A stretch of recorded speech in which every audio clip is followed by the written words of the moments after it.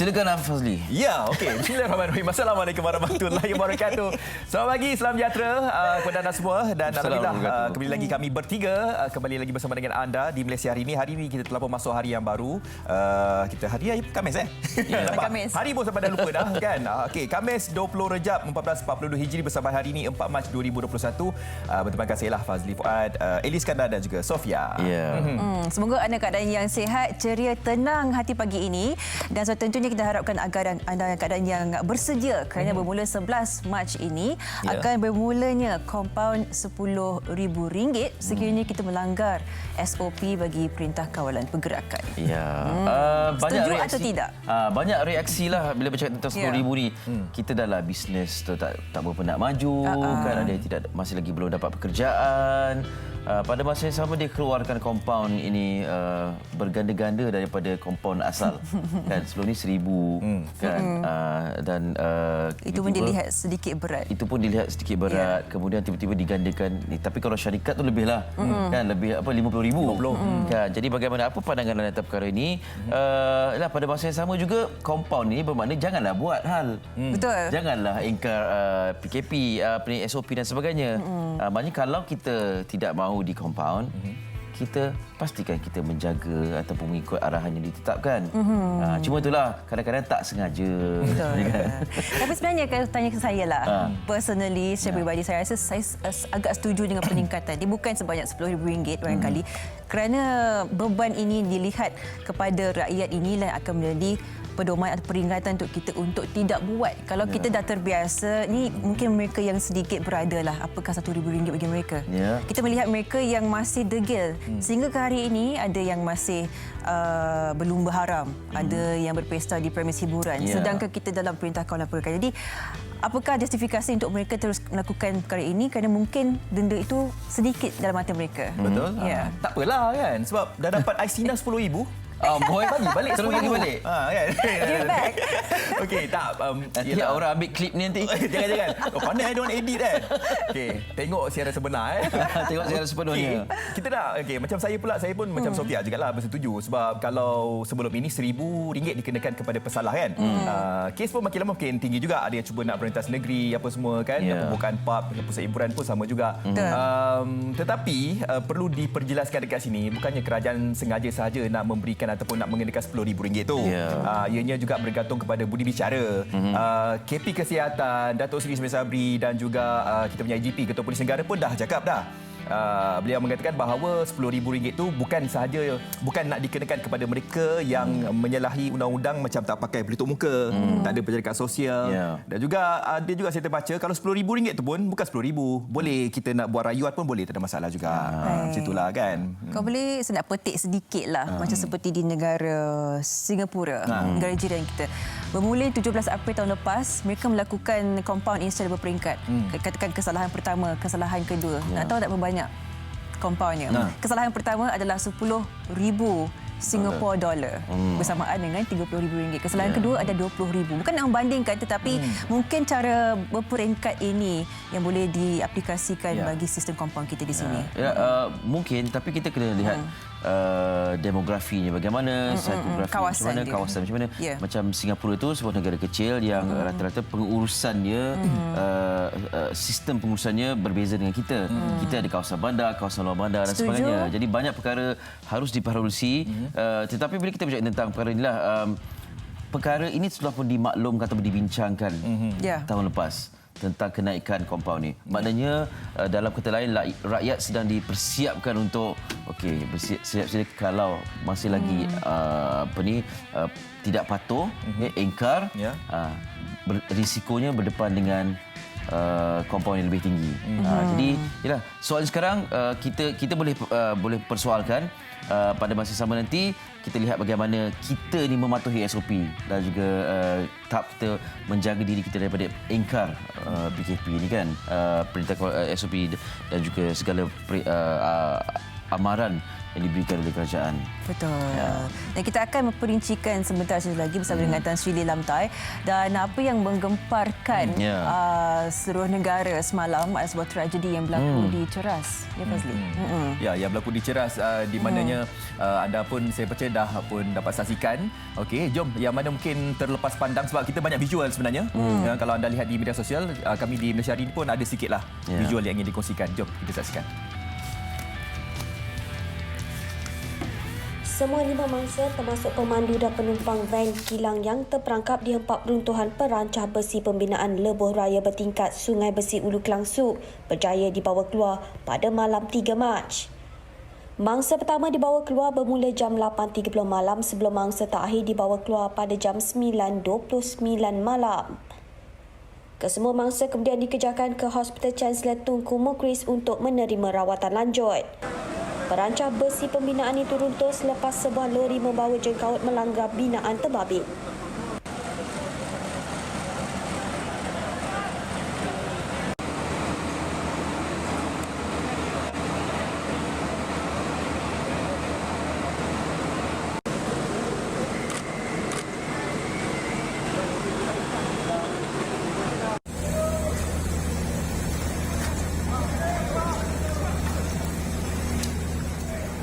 Okey, baik, itu dia insiden yang menggemparkan negara kita dan secara peribadinya saya pun agak takut juga, Eli, Sofia, kalau melalui kawasan-kawasan sedemikian di bawah jejambat ke apa ke. Kita kalau boleh saya ni nak bawa laju-lajulah kan, sebab kita takut kejadian runtuh itu berlaku. Tetapi itulah berlaku juga, tetapi ianya bukan disebabkan keadaan konkrit itu tidak stabil dan sebagainya, tetapi dilanggar oleh trailer yang bawa muatan berlebihan ataupun tinggi.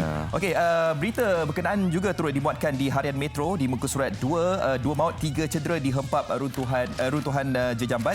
Di muka surat 2 maut van kilang dihempap runtuhan jejambat dan perkongsian di sini 2 daripada 5 individu yang terperangkap dalam sebuah van kilang yang remuk menemui van kilang yang ditemui menemui ajal apabila kenderaan itu dihempap runtuhan jejambat di projek pembinaan lebuh raya bertingkat Sungai Besi Ulu Klang ataupun SUKE di Desa Torazak semalam. Difahamkan kedua-dua mangsa wanita berusia 40-an dipercayai meninggal dunia di lokasi kejadian.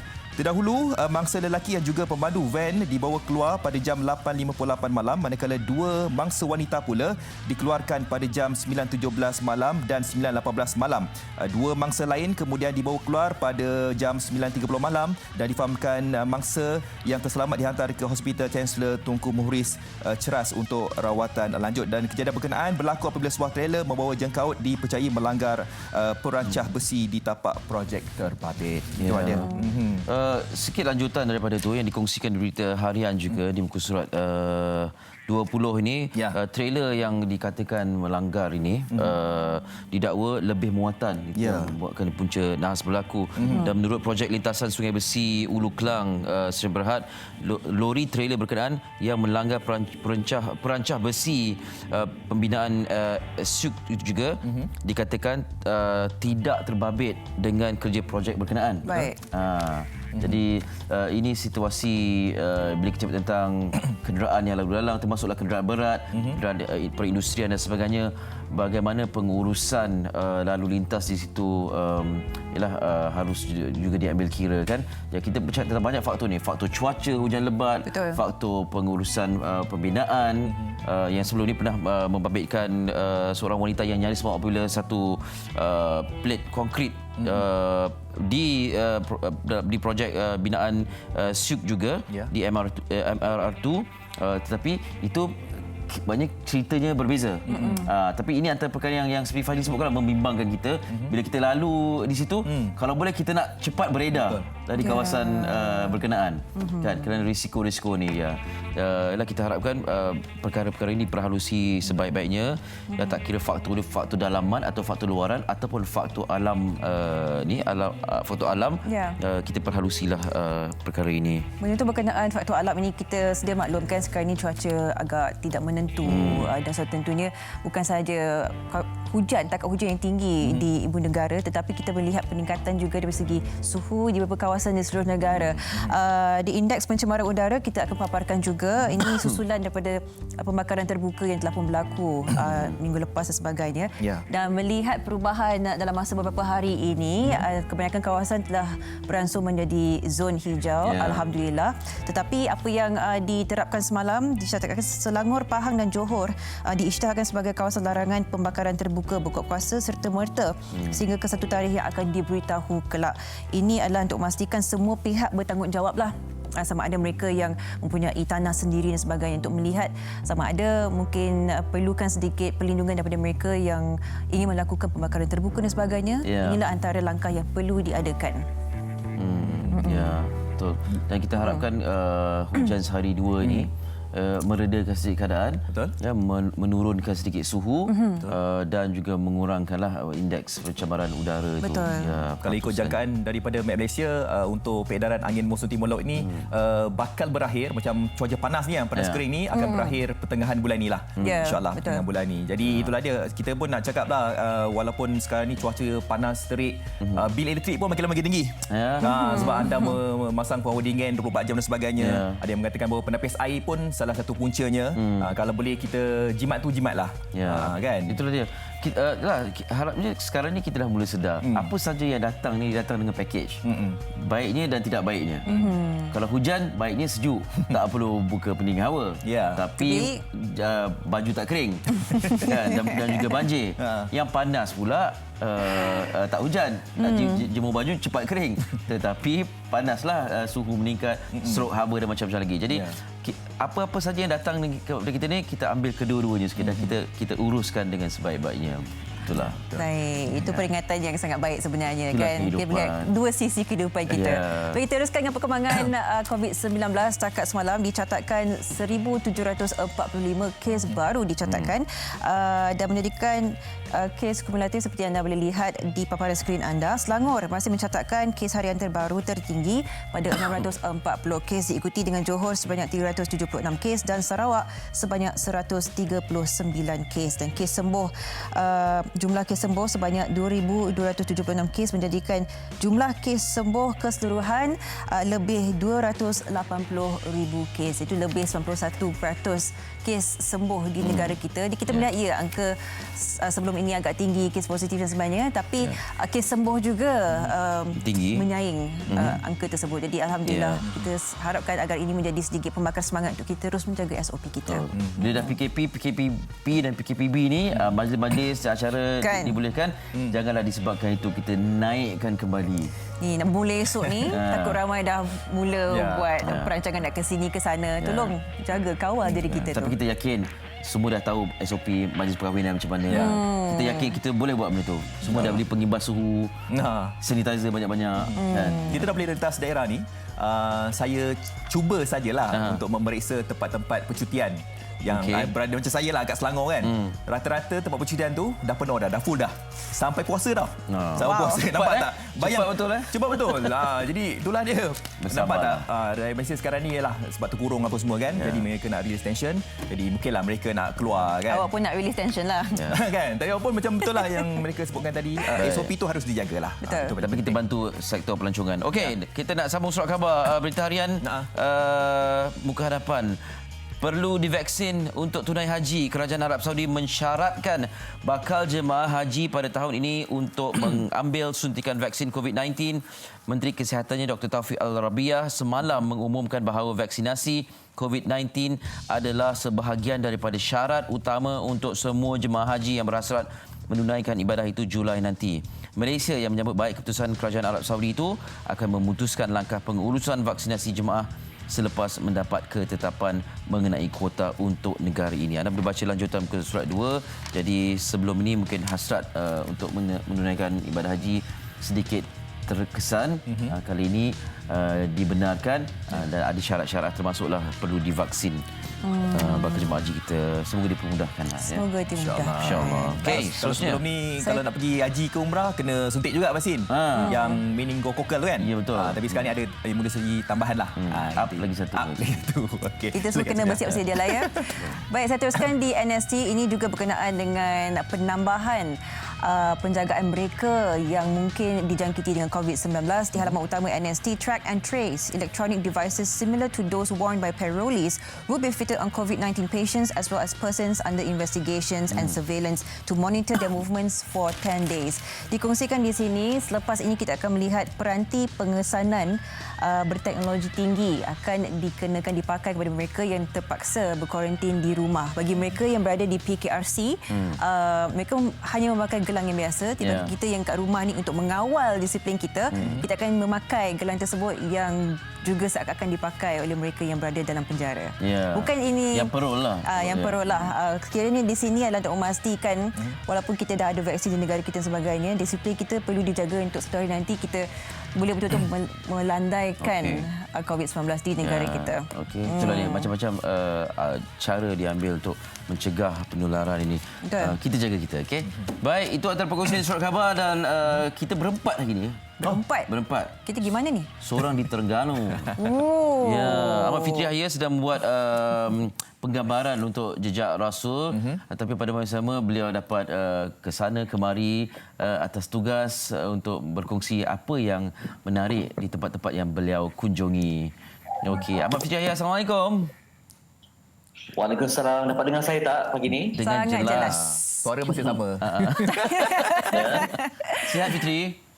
Okey, alhamdulillah sihat. Saya bersama dengan 9 kru yang lain pun alhamdulillah sihat. Kami hari ini dah masuk hari yang ke-30 di perjalanan. Cara bercerita tu macam berada di luar negara tu. Dah masuk hari ke-30. Dia kini berada di Kuala Terengganu ya. Setakat ni apa yang boleh dikongsikan di sana setakat ni? Fatri. Okey, hari ini sudah cuti umum di Terengganu sebenarnya dengan ulang tahun Tabalang Sultan. Jadi memang jalan lenggang dan Terengganu ni pun memang ada vibes ketenangan kan. Eli tahulah Terengganu ni ada punya tarikan dia lah. Susah nak cerita lah sebab bila sampai Terengganu je kita rasa macam ada aura ketenangan semua kan. Betul. Dan saya lebih indah lagi hari ini di sebuah rumah sebenarnya, bukan kedai, rumah Puan Riza Ismail yang merupakan seorang pengusaha songket yang terkenal. Buat dekat rumah je, bukan bengkel. Dan saya pun tadi diuji keimanan lah. Sebab melihat kepada keindahan, kerunan yang begitu mempesona. Dan juga dapat izinkan saya untuk menunjuk satu persatu. Silakan ya. Okey, ini antara yang dipamerkan di sini. Okey, dijual pada harga yang saya rasa sesuai lah dengan usaha yang digerakkan untuk mengangkat tenunan soket ini ke peringkat yang tinggi. Memang cantik, memang memukau. Okey. Awak dah booking satu ke belum Fitri? Ya? Awak dah booking Dah untuk booking kami ke belum? Sudah rasa macam nak beli semua macam ni. Bawa lah balik untuk kami ni. Tapi memang menduga jugalah kalau tengok cantik macam tu ya. Itu memukau. Kalau siapa nak kirim boleh lah. Jadi kalau rakan-rakan di studio nak kirim boleh sebab begitu mempesona sekali. Okey, sebenarnya kita melihat bahawa sekalipun diuji dengan lampakan daripada tiruan ya, tetapi yang asli ini tetap jadi pilihan. Beliau ingat bila ada yang tiruan yang tidak asli itu akan menjejaskan kualiti pengeluaran yang original ni, tapi tidak berlaku. Permintaannya tetap tinggi sebab orang yang betul-betul minat dan tahu nilai aslinya tetap juga akan membeli. Kalau mungkin anda dapat sambil itu bagikan visual yang tempat saya rakamkan, yang mana saya baru tahu di mana untuk menghasilkan songket ini memerlukan satu kaedah ataupun alat yang dinamakan sebagai KEI yang ia juga memerlukan berkemahiran.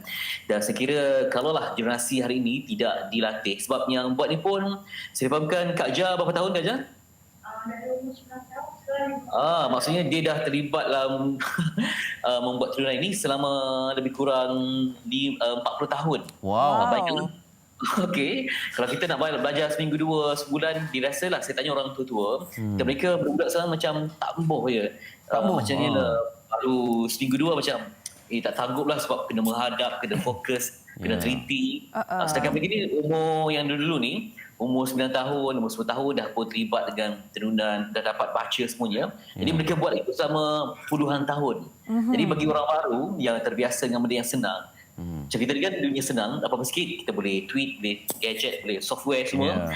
Tapi mereka ni betul-betul berpadu kepada jiwa, kepada kepakaran intelektual, kepada daya usaha, kepada saya rasa memang sukalah. Jadi kita kalau nak beli, kita hargai jugalah untuk berjuang kan. Yang kita ingat murah saja sedang mereka ni membangkit tulang, mengerah keringat, mengerah segala-galanya untuk memastikan yang terbaik. Okay. Fitri nak tanya boleh? Boleh? Fitri, berapa lama masa diambil untuk menenun sepanjang 5 cm lah sebagai contoh? Okey, kejap ya. Kejap. Berapa? Kalau banyak ni, panjang ni berapa masa ambil? Berapa lama masa? 2 bulan. Ha? Ya Allah. 2 bulan. Bukan sepanjang 5 cm je untuk Oh, okey. Kalau panjang ni? 5 cm. 2 hari. Wah, nampak. Saya baru tahu. Okay, Fitri, saya nak tanyakan sebab Fitri dah sebutkan tadi mereka memperkasakan seni pembuatan songket ini. Adakah masih ramai yang membuat seni ini ataupun agak sukar untuk Fitri mencari mereka yang masih memperjuangkan seni songket ini di sana? Okey, kena ada seorang macam bertindak sebagai pembekal kan. Dia akan adalah dia punya seorang yang menjadi orang tengah ni akan menjadi mencari pembekal. Semalam kami membuat tinjauan di kampung-kampung, memang ada tapi kawasannya tidak ada ketersambungan internet yang bagus. Jadi dia buat di rumah-rumah je sebagai sumber pendapatan utama mereka. Di ceruk kampung memang ada tapi agak susah nak jumpa. Yang terrisaukan ni tak ada pelapis orang muda yang betul committed. Ya, kita harapkan akan ada waris lah kan. Kalau misalnya kata keluarga tu yang mengusahakan tenunan songket ni, biasanya akan turun-temurun lah kan Eli. Biasanya orang Terengganu macam tu kan. Biasanya macam kan anak akan mewarisi bakat tenunan itu. Okey, jadi Fitri, Cok. Fitri, ni yang awak pegang tu harga berapa lebih kurang? Harga berapa Kak? Ini berapa? 4,500 berapa ribu ni? Untuk Eddie, saya bagi diskaun 4,500. 4,500. Okey. Sina. Boleh bayar bulan-bulan. Wow. Kami kirim tapi pakai duit Fitri dululah. Boleh Terima kasih, Fitri. Terima kasih Fitri. Lagi Nanti kita jumpa lagi ya. Okey. Ya, terima kasih Ahmad Fitri ya. Ya, di Terengganu sekarang ni wah. Tapi itulah, itu satu seni yang sangat delicate sebenarnya. Ya. Saya rasa lebih 10 tahun yang lalu pernah dibawa mesin itu sendiri, alat itu sendiri ke set MHI ini. Wow. Ya, dan melihat bagaimana satu jalur, dia macam printer dot matrix, tahu tak? Yang setiap satu garisan itu yang ambil masa lama untuk disiapkan. Saya terkejut 2 bulan untuk mengambil masa untuk satu helai songket. Dan anda pun jangan terkejut, harganya memang sebegitu rupa. Sebab untuk penghasilan songket tu, bukan semua orang boleh buat songket tu. Jadi yang asli tu sudah pastinya mahal sebab kita nak cari nilai estetika tu susah. Ya, sebab dia handmade. Yes. Bukan machine made. Sebab tu macam kalau barang-barang berjenama pun kan kita tengok kasut ke yang tulis handmade tu harga dia mahal sikit kan, dari Itali dan sebagainya. Ini dari Terengganu mesti. Wow, okey. Terengganu kita. Baik, kita akan berehat seketika. Boleh ya? Boleh, silakan. Sebenarnya kita akan bersama dengan adik Nurul Izzah yang akan difahamkan perkembangan yang terbaik untuk dikongsikan bersama kita pagi ini. Segalanya di Malaysia hari ini. Ya.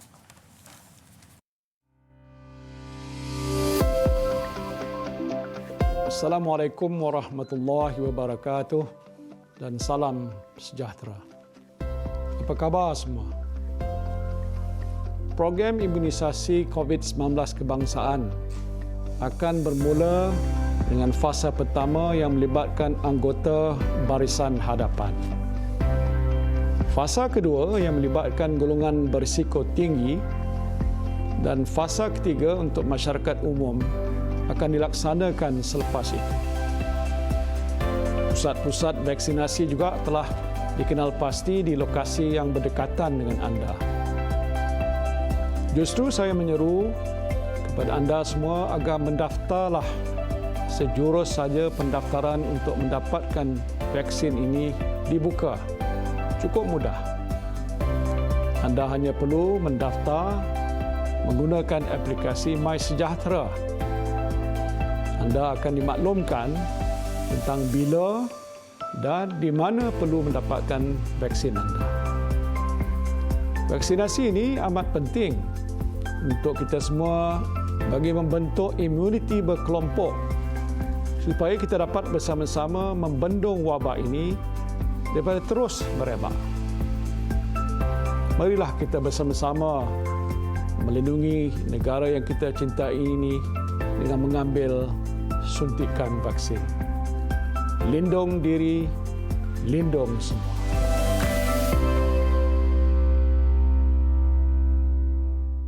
Okey, baik. Kembali lagi di Malaysia hari ini pada tanggal 28 Disember, tak silap saya.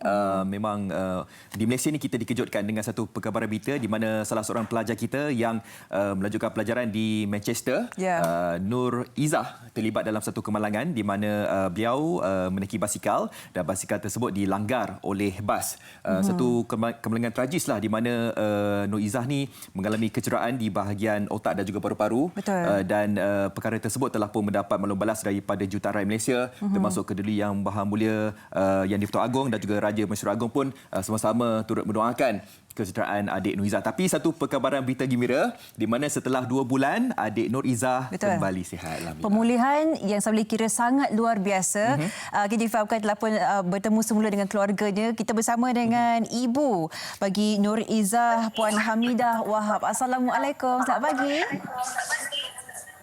Waalaikumsalam warahmatullahi wabarakatuh. Apa khabar Puan Hamidah? Baik ke?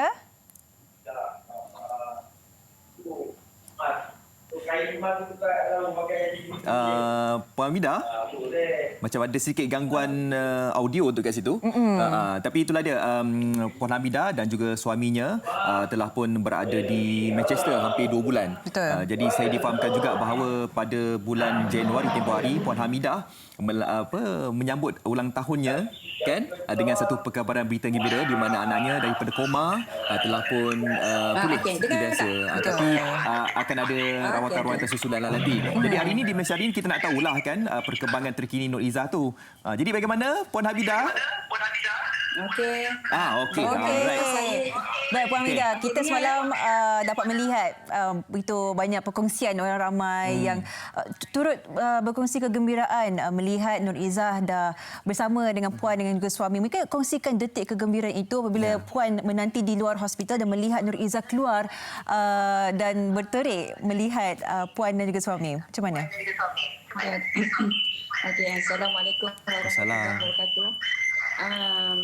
Okey, sebenarnya kalau nak cerita perasaan tu, saya tak ada nak gambarkan perasaan tu macam mana sebenarnya. Tapi alhamdulillah lah, bila dia dah keluar daripada hospital tu, saya rasa macam lega sangat. Sangat lega sebab kalau tengok pada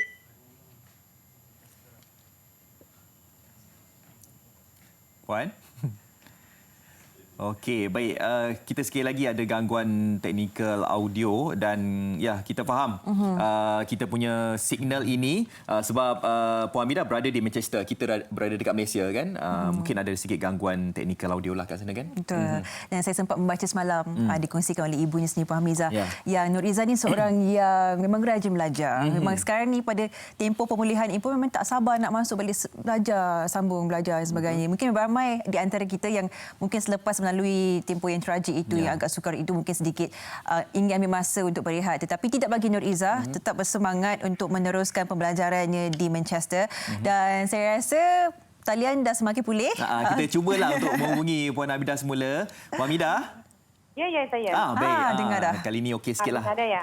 Boleh sambung balik yang tadi macam mana Puan Hamidah? Perasaannya. Detik tu. Okey. Sebenarnya kalau saya sebenarnya tak berada di hospital masa Izzah keluar tu. Sebab kalau saya pergi kat sana pun memang saya tak boleh jumpa dia pun.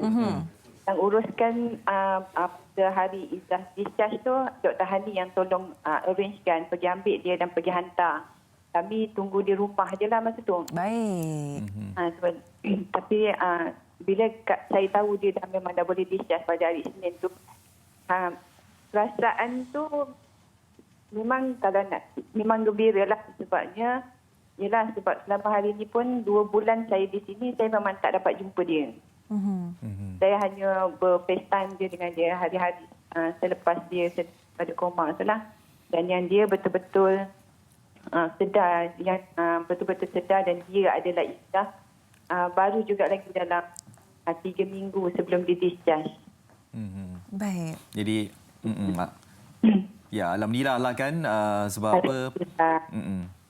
Okey, baik. Alhamdulillah. Boleh tak ceritakan keadaan kondisi terkini Nur Izzah sekarang ini selepas beliau keluar dari hospital? Jadi bagaimana keadaan Nur Izzah sekarang ini dan bagaimana dari segi mungkin ada rawatan susulan, fisioterapi atau bagaimana? Silakan. Okey. Keadaan Izzah sekarang saya tengok memang bertambah baiklah. Alhamdulillah, nampak dia sangat bersemangat. Ya. Dan nampak ceria sangatlah bila balik kat rumah. Lepas tu dia punya sekarang keadaan dia dia punya surgery tu masih lagi ada lagi rasa sakit, bengkak pada muka sebelah kanan, masih ada bengkak sikitlah dan hentakan pas hari tu. Lepas tu sebelum ni masa dia di hospital dia kata dia akan rasa pening kalau dia bangun tidur, dia akan rasa pening. Ya. Dia tak boleh bangun terus, maksudnya kalau dia bangun tu dia kena duduk dulu, kalau tak dia akan rasa tumbang. Tapi sekarang ni bila di rumah saya tak tahulah, mungkin sebab semangat dia kita orang ada ataupun dia memang dah balik kat rumah dan semangat dia lain.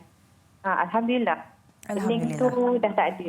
Memang dia kata dah tak ada lah macam sebelum ni. Alhamdulillah sangat. Dan dia pun nampak bersemangat, ceria, betul. Memang alhamdulillah sangat. Memang saya pun bersyukur sangat.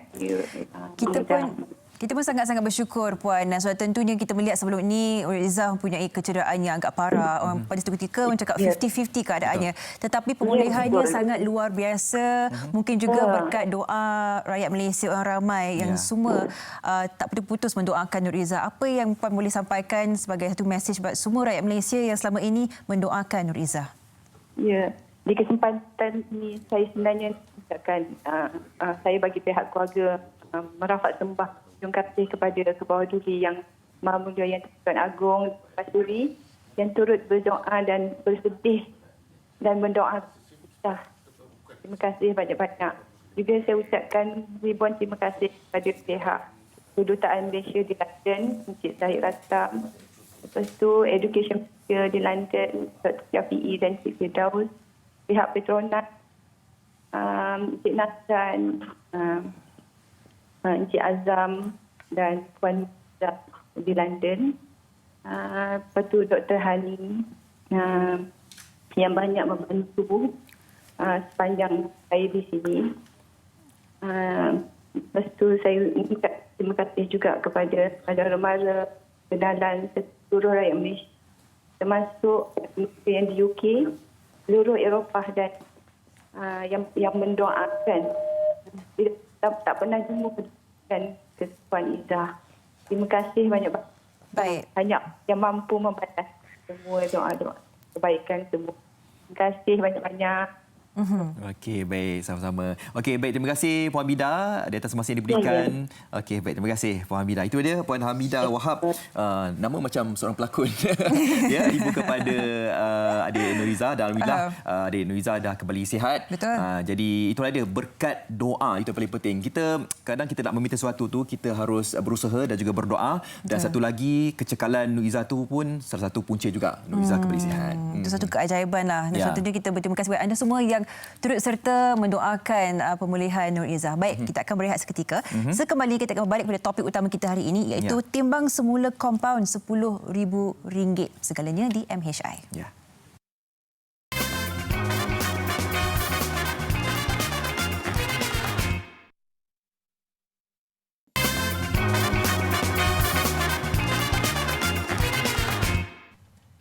Okey, kembali dalam Malaysia hari ini dan kita nak bercerita lebih lanjut tentang perkara yang sedang menjadi perbualan, ya, kenaikan kompaun dari RM1,000 ke RM10,000 apabila berlakunya pengingkaran prosedur operasi standard ataupun SOP.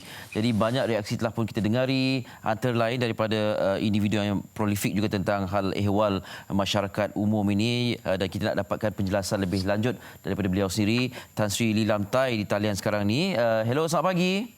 Selamat pagi. Apa khabar Tan Sri?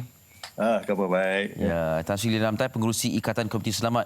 Baik, kita bercakap tentang kenaikan yang bagi Tan Sri juga dikatakan agak berlebihan menurut laporan beberapa portal berita lah. Ya, katanya kenaikan kompaun dari kenaikan 900% ini. Barangkali Tan Sri nak komen lebih lanjut, silakan. Ya, memang isu mengenai kompaun ini yang telah dinaikkan 900% dari RM1,000 ke RM10,000 ini. Ini baru-baru inilah itu telah diheboh-hebohkan dalam itu media. Saya berpendapat bahawa ini adalah satu perkara yang memang berlebihan, yang denda ataupun kompaun yang terlalu tinggi. Dan saya boleh sifatkan ini sebagai sesuatu yang tidak adil. Ini kita tahulah bahawa alasan yang diberikan oleh pihak kerajaan ialah oleh kerana kompaun RM1,000 itu sekarang lah, itu nampaknya itu tidak memberikan apa-apa impak, memandangkan bahawa kepatuhan kepada SOP pun sangat berkurangan dalam ini kalangan segelintir itu masyarakat. Tetapi bagi saya sungguh pun dia ada asas untuk itu menaikkan. Tetapi saya rasa apabila kenaikan itu sudah sampai 900% ini, memanglah ini ada tidak wajar. Dan sepatutnya ditimbang semula oleh pihak kerajaan. Itu selain itu, daripada ini saya berpendapat bahawa kita harus memikirkan apa ini tujuan untuk menggunakan itu denda.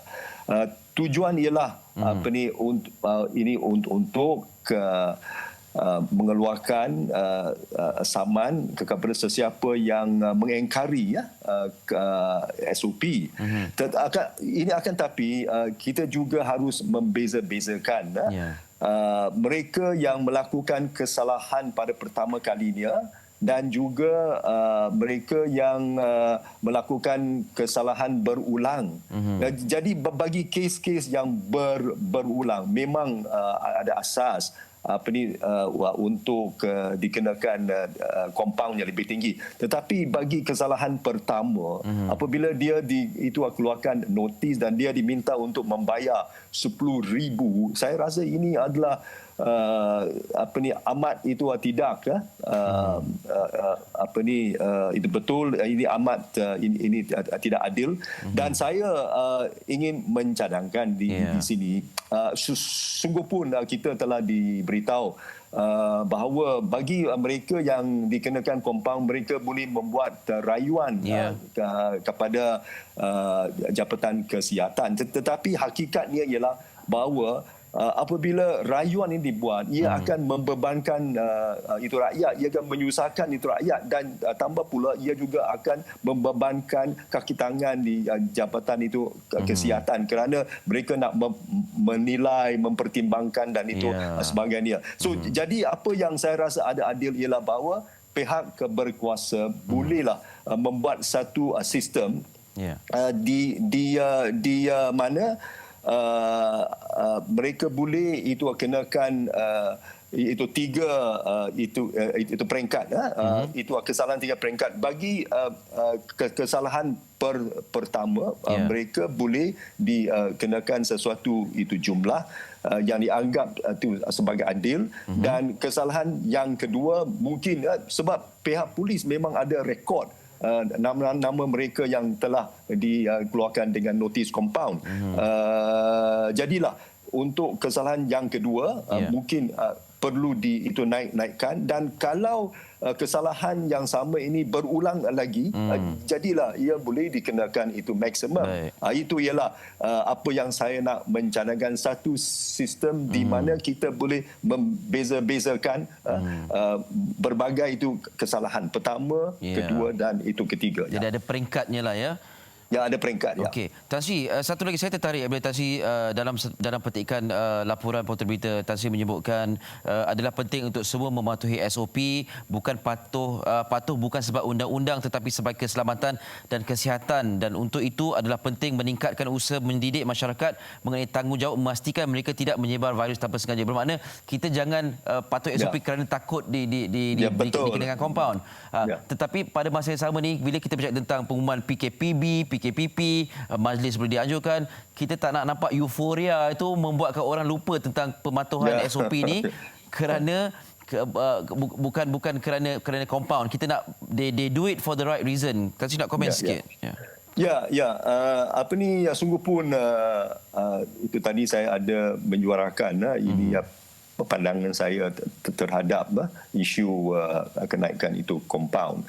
Akan tapi pada pandangan saya lah, sepatutnya kita sudah sampai satu peringkat atau satu tahap di mana semua lapisan masyarakat harus menyadari bahawa masing-masing ada itu peranan untuk mengekang penularan COVID-19, dan kita telah berkali-kali diingatkan oleh pihak Kementerian Kesihatan bahawa sungguh pun ini sekarang vaksin sudah sampai, dan sebilangan itu masyarakat kita, terutamanya frontliners itu telah berikan itu suntikan, dan berikutan diikuti dengan golongan-golongan lain ataupun itu fasa yang lain. Tetapi hakikatnya ialah bahawa sungguh pun kita sudah dapat itu vaksin, tetapi kita masih perlu mematuhi kepada SOP, pemakaian pelitup muka, kita nak jarak ini sosial, kita nak itu pakai hand sanitizer dan itu sebagainya. So semua ini adalah sangat jelas. So saya itu haraplah bahawa kalau semua anggota masyarakat, orang ramai memahami bahawa kepatuhan SOP ini bukan sebab undang-undang, tetapi demi kesihatan mereka, demi keselamatan itu mereka. Saya harap bahawa kalau ini dapat diterapkan dalam hati sanubari setiap anggota masyarakat, saya rasa tak itu perlu itu lagi pihak berkuasa untuk keluarkan saman dan itu sebagainya. So jadi kita mesti ada kesedaran tentang peranan kita ke arah untuk membantu pengekangan penularan COVID-19 ini. Ya, baik. Tan Sri, terima kasih banyak atas perkongsian. Terima kasih. Apa-apa nanti kita jemput lagi ya. Okey. Tan Sri Lamtai, pengurusi Ikatan Komiti Selamat, yang juga menyebut tentang kompaun yang sedikit tinggi dan menyukarkan banyak pihak, tetapi pada masa yang sama kita tidak mahu menjadikan ini sebagai sandaran untuk kita melakukan perkara-perkara yang melanggar SOP, PKP dan sebagainya. Okey, jadi ini kita sedang diuji kebertanggungjawaban kita untuk memastikan kita patuh SOP, bukan kerana takut di kompaun RM10,000, tetapi demi keselamatan kita bersama. Itu bila kita hashtag kita jaga kita tu, jagalah diri kita. Tak perlu ke tempat-tempat yang tidak sepatutnya kalau tidak ada keperluan. Walaupun sekarang dibenarkan untuk keluar melintas daerah dan sebagainya. Okey, kita ucap terima kasih banyak kepada Tan Sri Lamtai atas perkongsian beliau, dan ini akan terus diperkatakan 11 Mac ini akan dikuatkuasakan. Nanti kita tengok bagaimana. Okey, dan kita terus bersama dengan rakan tugas kita untuk bersama rakan tugas yang lain. Fazli, silakan. Okey, terima kasih rakan tugas yang berada dekat sana. Okey, betul. Kami dekat sini sebenarnya ialah 4 orang kan. Saya, Eli, Sofia, dan juga kita nak bersama dengan Fetri Yaya. Kalau di awalnya tadi kita bersama dengan Fetri Yaya, Fetri bercakap berkenaan dengan untuk kita nak menghargai estetika tenunan batik di Terengganu, dan kali ini kita sekali lagi nak bersama dengan Fetri. Fetri. Okey, Fat, bukan batik tapi songket. Ya, okey, songket. Okey, baik Fetri. Kalau tadi songket, jadi sekarang ni apa lagi perkongsian yang Fetri nak kongsikan lagi? Baik, kami kru telah pun membuat satu keputusan di mana setiap kali tempat singgahan kami mesti ada satu perkara sampingan kami lakukan, iaitu berbakti kepada penduduk setempat. Dan 2 hari lepas kami ke sebuah rumah yang mana seorang ibu ini pernah menjadi pengasuh pada seorang bayi, tapi selepas berapa lama bayi itu ditinggalkan oleh ibu kandungnya. Dan pengasuh inilah yang menjaga adik Danish ini sehingga umurnya kini 15 tahun yang menghidapi cerebral palsy, iaitu keadaan yang terlantar. Kasih sayang diberikan cukup berlimpah ruah. Dan ini berkongsian untuk anda sebagai gambaran apa yang saya maksudkan. Saya saksikan sebuah laporan kami sediakan.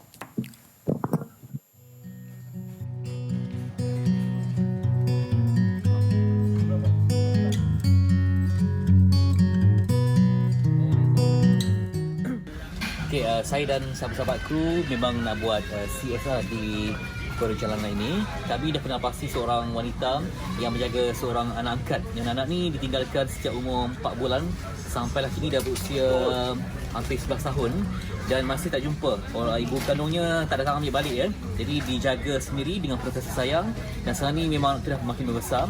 Dan ini yang keperluan kami cari, iaitu paket buang dan juga susu yang sesuai dengan kadar keupayaan adik kita.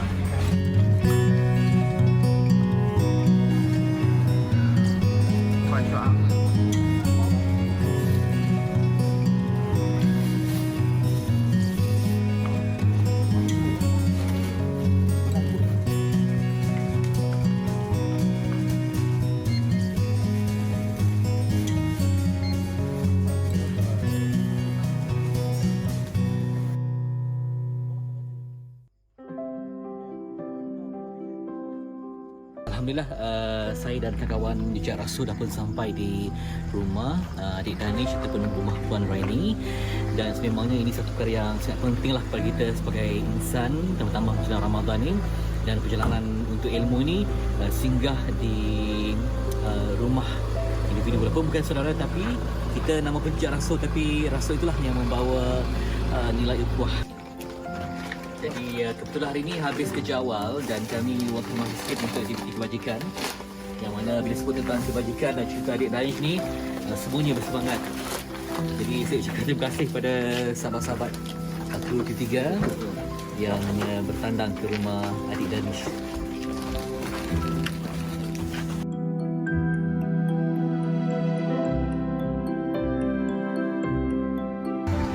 Mula-mula tu dia main kat situ jaga je sebulan. Lepas tu cukup sebulan tu dia dah ambil kau. Kak anggap ni macam rezeki ke tak Kak? Diberikan Ya. Ke Allah beri keluar saya tu jaga dia. Murah rezeki ya Kak. Itu murah semenjak saya jaga dia kan. Murah rezeki. Barang-barang dan umum semua kau bagi. Allah dihadirkan siapa saja seorang ibu yang berhati untuk jaga anak syurga ini, dan moga-moga ini menjadi inspirasi dan kita semua membantu sebab ada insan yang sudi mengambil tanggungjawab dan juga sudi membesarkan anak istimewa ini. Moga-moga mencetuskan kesedaran kita untuk saling membantu dan saling sayang antara sesama makhluk, insya-Allah.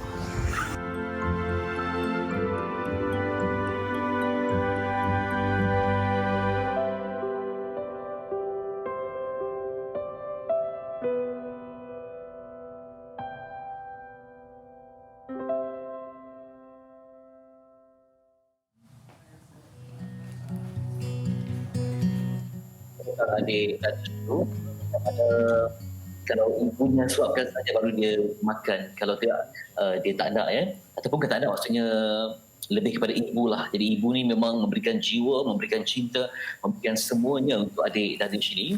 Dan juga tapi lah makanan itu kena lembut sesuai dengan upayaan dia, dan difahamkan adik Danish baru operate untuk cambuk gigi sebab bimbang nanti kalau ada gigi takut dia tergigit dan sebagainya. Dan makanan kegemaran adik Danish ni ialah roti canai yang perlu dihancurkan dulu. Itu ada sebalik kehidupan ada dalam hidup ini. Kadang-kadang kita tak ada ibu kandung, tapi Allah berhadirkan siapa saja wanita yang mulia untuk jadi bidadari dalam kehidupan kita. Jadi janganlah kita rasa sedih sebab akan ada insan yang istimewa yang akan mendampingi kita untuk kehidupan yang lebih baik. Semoga dipanjangkan usia kita untuk membantu berbakti kepada siapa sahaja yang kita temui dalam kehidupan ini. Setengah orang melihat sebagai beban, tapi dia melihat sebagai cinta. Itulah kehebatan Puan Nuraini yang tidak bekerja kerana anak ini perlu jaga sepenuh masa, dan suaminya seorang nelayan, katanya rezeki cukup sejak ada adik Danish dalam rumah itu.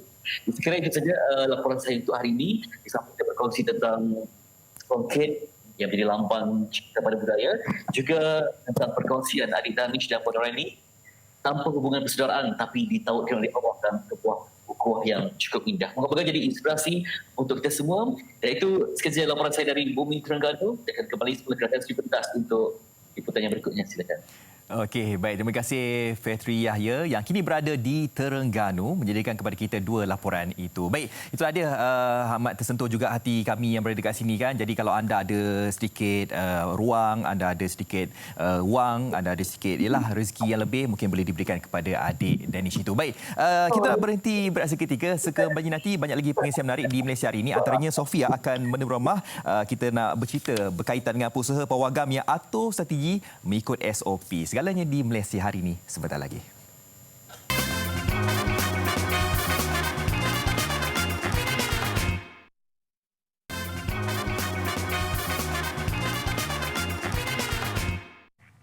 Kembali bersama kami di Malaysia hari ini, dan di segmen kali ini kita akan mendekati pula antara perindustrian yang sudah tentunya diberikan kelonggaran untuk beroperasi semula. Kita memperincikan berkenaan kelonggaran pengusaha pawagam untuk beroperasi, dan kita bersama dengan tetamu saya Dr. Sai Sultan, Ahli Jawatankuasa Persatuan Pemamer Filem Malaysia MAFE. Selamat pagi.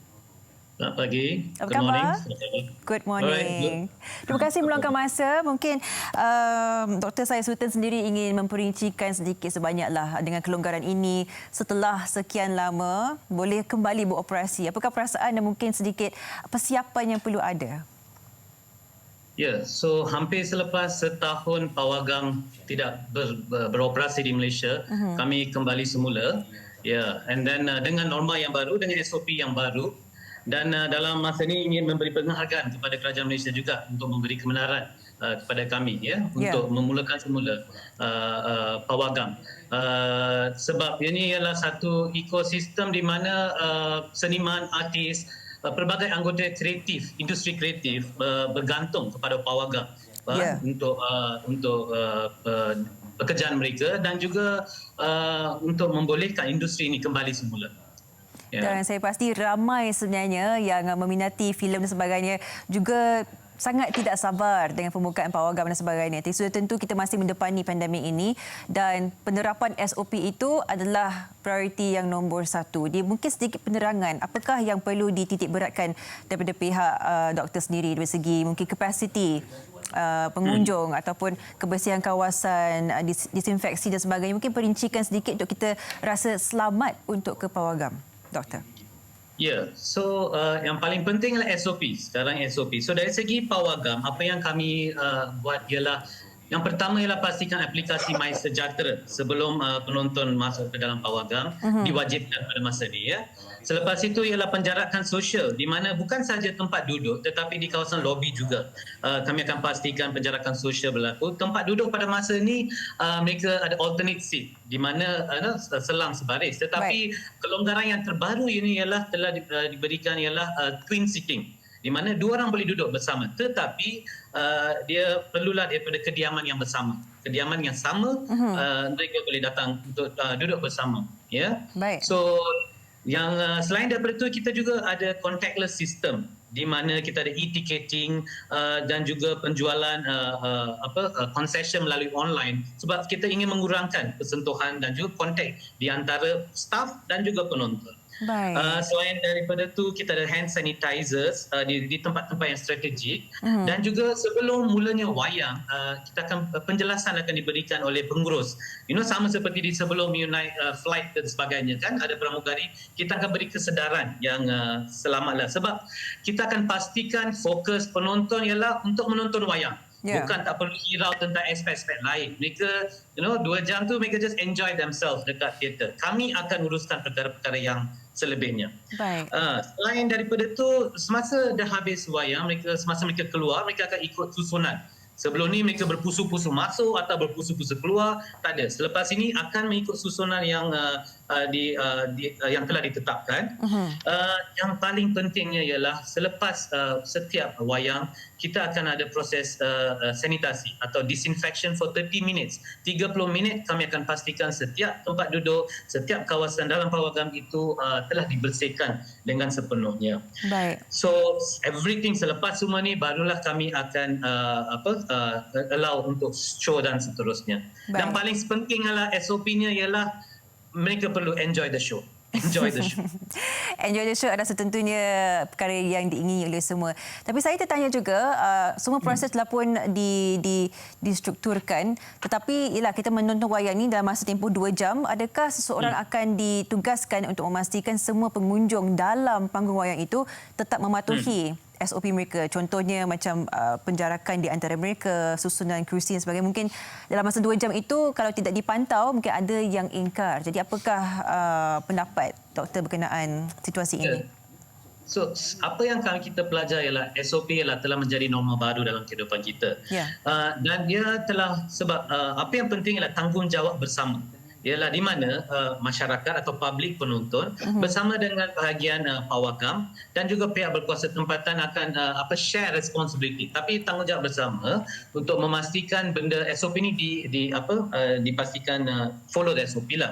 Dari segi pawagam, kita akan, apa yang kami akan buat ialah kami akan pastikan kita ada lebih staff daripada biasa, sebab untuk SOP baru ni kita perlukan staff yang lebih untuk mengawal. So semasa proses ini berlaku, kita akan pastikan staff berada di dalam pawagam supaya penonton berasa selesa. Baik. Dan selamat. Itu yang paling penting sekali. Baik, Dr. Syed Sultan, so tentunya bagi mereka yang akan kembali bertugas di pawagam, staff-staff untuk memastikan keselamatan semua pengunjung, mereka yang bekerja di pawagam itu sendiri dan pengusaha dan sebagainya, apakah satu mesej dan juga pesanan bagi semua yang akan memulakan pekerjaan mereka dalam bidang pawagam ini? Ya, yang penting ialah sebagaimana kita sebut sekali-kali frontliners.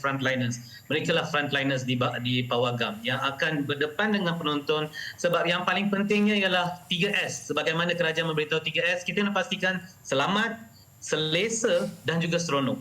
Tiga-tiga perkara ini perlu berlaku di dalam pawagam. So staff haruslah di-screeningkan dulu mereka sendiri sihat, dan juga memastikan yang segala SOP mereka juga ikuti dan juga para pelanggan yang datang juga mengikuti dengan memberikan layanan yang mesra dan seronok, sebab mereka datang pawagam pun untuk mendapatkan terhibur, so that is the main thing, to be enjoy the show. Setelah sekian lama, saya pun agak tak sabar jugalah untuk melihat pembukaan pawagam ini. Kita ucapkan terima kasih kepada Dr. Syed Sultan, Ahli Jawatankuasa Persatuan Pemamer Filem Malaysia MAFE, memberikan sedikit gambaran dan persiapan persediaan mental untuk kita semua untuk kembali ke pawagam semula. Terima kasih, Doktor. Okey, terima kasih. Support cinemas. Thank you. Thank you so much. Baik, antara yang boleh kita kongsikan juga yang boleh menarik nafas lega adalah pemuzik-pemuzik jalanan atau lebih dikenali sebagai buskers yang akan dikongsikan bersama rakan tugas saya Fazli selepas ini. Segalanya di Malaysia hari ini.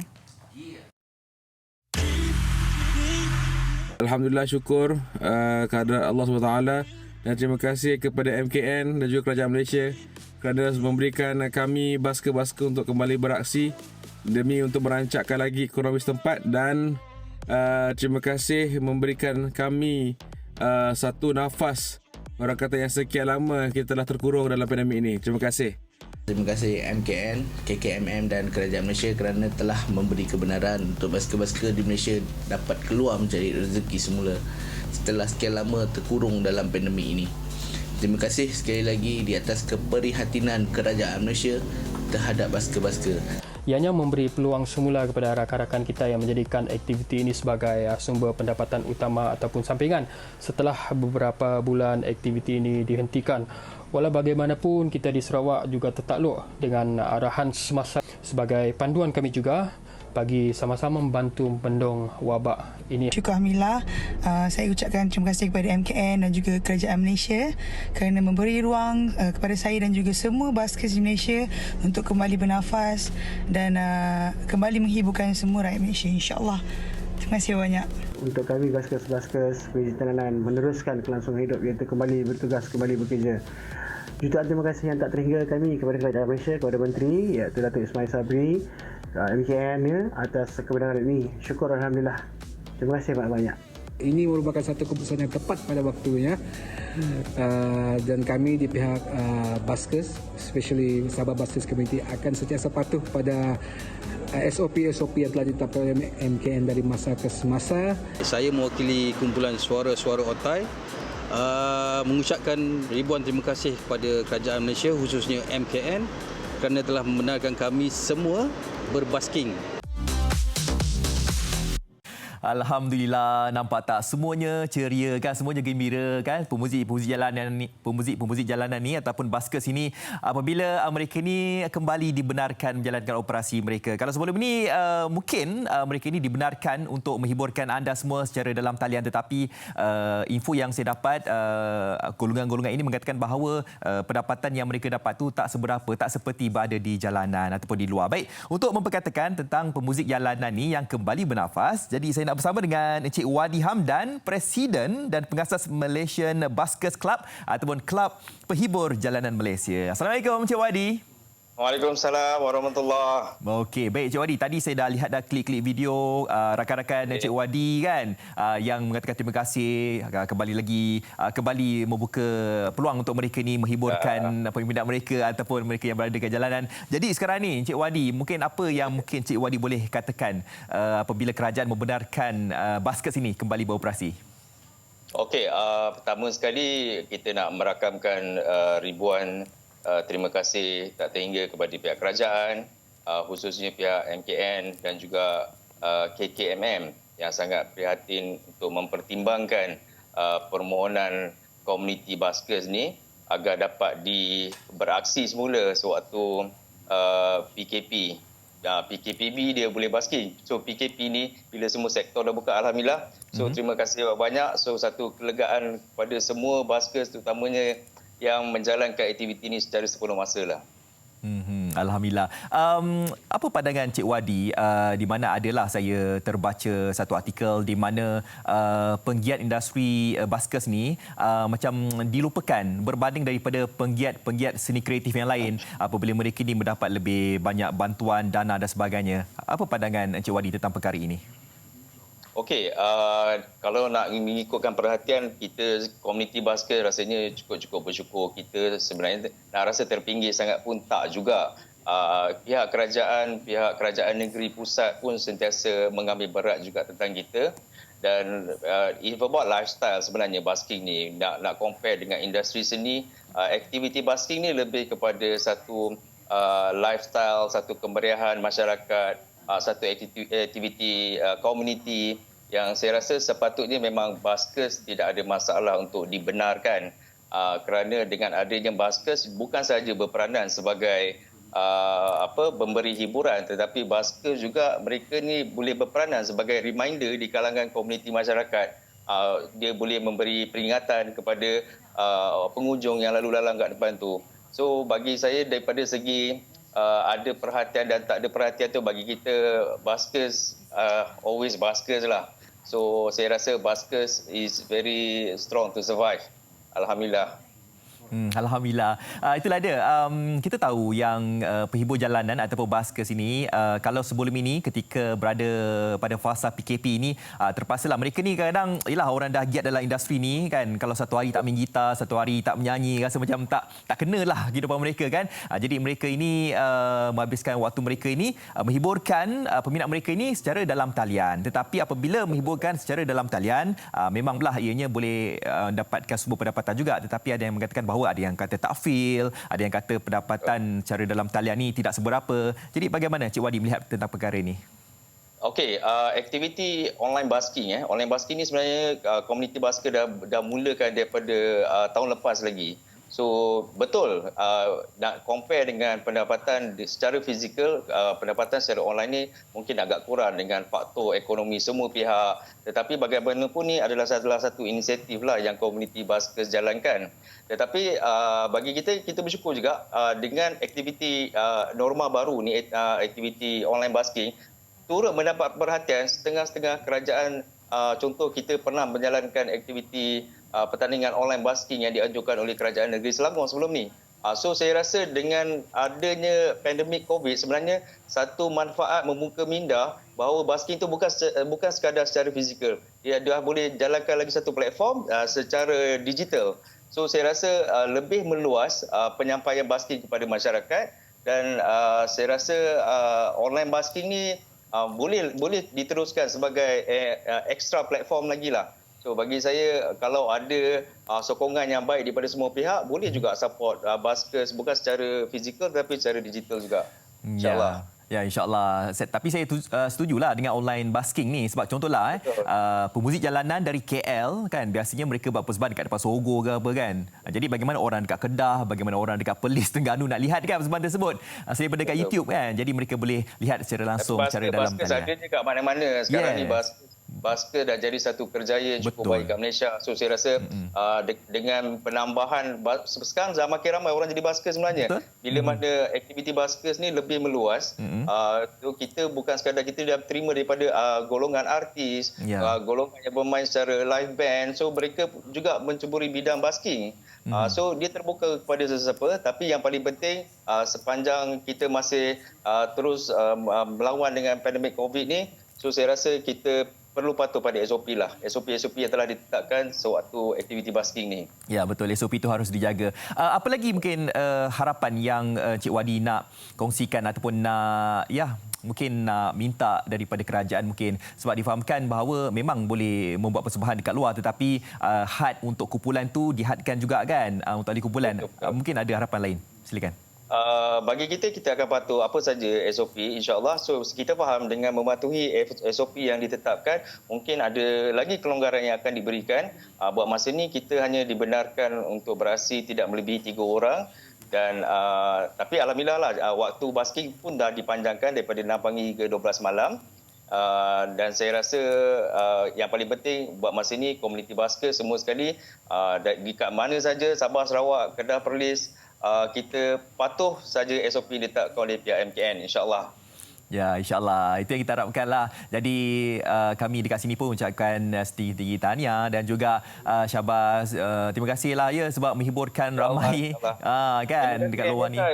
Support baskers. So kita harap semua rakyat Malaysia terus sokong baskers kat mana saja. Betul. So this is about a very good lifestyle dekat Malaysia. So insya-Allah baskers akan sentiasa menghiburkan masyarakat. Betul tu kan. Jadi kita nak makan, nak minum ke, dengar ada basking apa semua, best kan telinga kita. Baik, terima kasih ucapkan kepada Cik Wadi Hamdan. Sama-sama.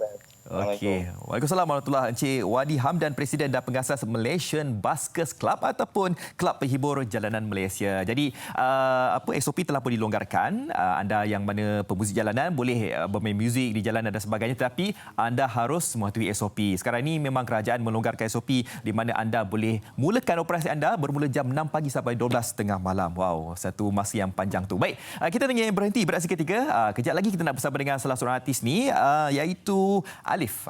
Dengan kabarnya ada satu lagu baru nak dikongsikan bersama dengan anda. Jadi nak tahu lagu apa? Kekal bersama kami di Malaysia hari ini.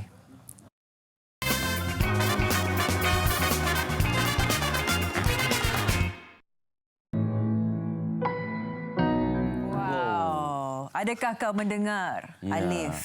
Lagu ni naik MRT seorang-seorang, pasang headphone, layan. Dia macam ni lah. Tak kisah pergi mana-mana. Tadi awak dah buka step dah. Saya Eli lah. Okey, Alif di talian sekarang. Hello, Assalamualaikum Alif. Selamat pagi Alif. Waalaikumsalam. Selamat pagi. Sihat semua? Alhamdulillah. Alhamdulillah. Alif sihat ya? Okey, alhamdulillah macam semalam. Macam semalam. Bagus. Dan juga macam esok insya-Allah. InsyaAllah. Tapi tak beritahu terbaik lagu terbaik, tu. Video muzik dia terbaik. Bagus. Terima kasih. Bagaimana mungkin nak kongsikan ceritakan sedikit sebanyaklah. Adakah kau mendengar ni? Apakah mesej dia sebenarnya? Lagu ni dia tak ada mesej. Dia cuma nak menceritakan kisah seorang yang mengalami kemurungan. Lepas tu dia salah guna benda-benda macam obat dan semua. And then dia terus menjadi seorang yang 180 degrees lain. Dia terus jadi macam reborn.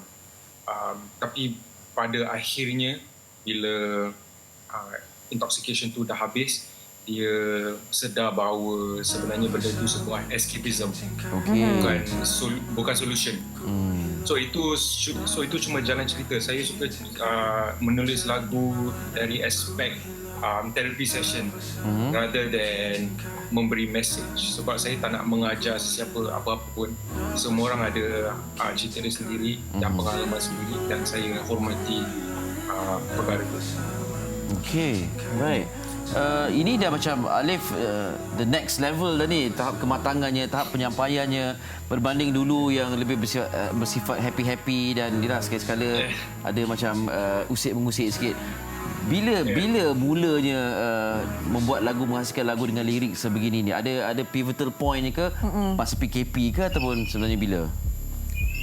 Sebenarnya dari saya umur 19-20 gitu, saya dah mula ada pemikiran macam ini. Tapi saya belum dapat peluang untuk menceritakannya dalam sebuah lagu. Tapi dengan opportunity yang saya dapat lancarkan solo career saya terus inject benda tu kat dalam. Saya menggunakan peluang ni, and saya rasa saya dah berikan industri macam-macam genre dan macam-macam topik lagu. Dari walaupun it could be daripada Slick ataupun daripada artis yang saya produce seperti Joe Flizzo, Elizabeth Tan, Andi Bernadi, Ismail Zani. Dan saya rasa bila it comes to myself, saya dapat pilih ni lah. This is my actual thing that I want to do. Ini merupakan satu yang barulah kan. Saya rasa macam fresh apabila kita dapat dengar lagu macam tu. Sebab kalau kita ni peminat lagu-lagu berunsur genre macam ni kan, hip hop, rap apa semua kan, kadang-kadang kita dengar apa antara kelainan-kelainannya kan. Sebab kadang kita dengar macam muzik macam sama je hip hop kan, bentuk muzik macam tu. Jadi macam mana Alif nak mencipta kelainan daripada pastilan lagu-lagu yang Alif ciptakan tu? Your identity lah. Banyak orang tahulah kalau siapa nyanyi pun ini Alif punya brand tadi. Alif kan. Saya rasa kelainan tu jatuh pada originality, itu yang sangat penting. And kepada the skill untuk realize diri kita ni siapa, kita nak menjadi artis macam mana, dan pegang pada image tu. Sebab saya, kalau kita berbual pasal legend-legend kita seperti Amy Search, Datuk Siti Nurhaliza dan sebagainya, saya tengok mereka tak berubah sangat dalam sepanjang kerjaya mereka daripada mana mereka mula dengan sekarang. Saya tak pernah nampak siapa ni Amy Search buat lagu EDM ataupun Datuk Siti rap dalam sebuah lagu. Jadi saya rasa benda tu hilang sekarang dengan kelebihan sosial media. Kita asyik nak mencuba benda yang baru, dan itu menyebabkan seorang artis selalu ubah image dan ubah branding, dan susah untuk orang dengar lagu macam Joa kata, macam dengar lagu ataupun tengok pakaian artis ni yang pakai macam so saya nak emphasizekan benda tu. Saya nak membuat semua artis sedar bahawa benda itu sangat penting. Dengan harapan untuk mendepankan dan and push the industry further. Saya suka gerakan ni. Gerakan ni diangkat oleh hip hoppers, rappers ni. Yang artis ni sebenarnya deep thinkers juga. Betul. Macam dulu kita agak sukar untuk melihat seorang artis itu berani untuk melontarkan kisah silam ataupun emosi dalam sebuah lagu. Tapi kini Alif dan termasuk beberapa orang lagi memang telah memulakan movement ini kan. Dia ucapkan syabas, dan kita harapkan banyak lagi karya seperti ini yang mampu menyentuh hati kita semua. Alif, tapi ini satu dari projek tiga projek ke macam mana? 3 kan? Okey. Ini yang pertama. Ini yang pertama, one of 3. Okey, kita nantikan yang kedua dan juga ketiga. Can't wait. Okey, all the best. All the best. Stay safe dekat Singapura. Right. Assalamualaikum. Terima kasih. Okey. Waalaikumsalam.